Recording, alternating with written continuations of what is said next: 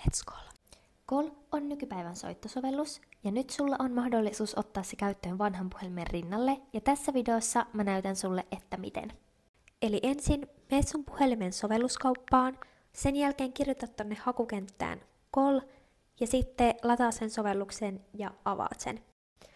Sitten sä painat tosta Continue, jonka jälkeen sä valitset, että haluatko sä luoda uuden käyttäjätilin vai kirjautua sisään. Sen jälkeen sä täytät tiedot noihin kenttiin, ja sen jälkeen sä saat puhelimeen vahvistusviestillä koodin, jonka sä täytät tuolla seuraavalla sivulla. Mä en nyt voi näyttää tästä pidemmälle, koska mulla on jo vahvistettu tili ja feikkiprofiilin luonti tänne ei onnistu, mutta mä näytän sulle nyt, miten mä kirjaudun sisään, koska se on käytännössä sama prosessi. Eli mä painan tosta ylhäältä Reconnect ja sen jälkeen mä syötän tähän mun sukunimen ja puhelinnumeron. Sen jälkeen mä saan kans tekstiviestillä oman vahvistuskoodin, jonka mä syötän tohon ja sen jälkeen mä pääsen tonne mun tilille sisään.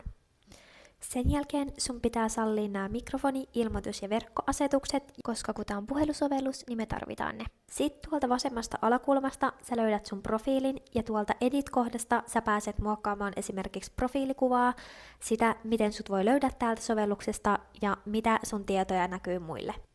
Ja jos sä haluat nähdä näitä ohjevideoita enemmän, niin kommentoi tonne, niin mä voin näyttää sulle esimerkiksi, että miten sä muokkaat sun profiilia ja miten sä soitat ja vastaanotat puheluita täällä.